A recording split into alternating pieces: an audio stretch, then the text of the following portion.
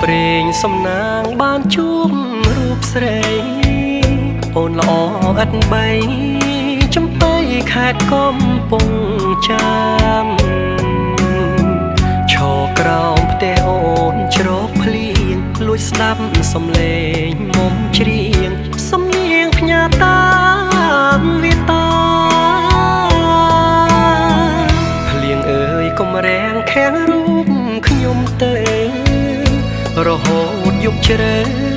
នៅស្ដាប់សំនៀងខ្លោចផ្សាជីវិតកំព្រីឥតមេបាចំបៃកំសត់ឯកាតាបាននរណាជួយស្រីមានស្នេហ៍ឈប់ព្រួ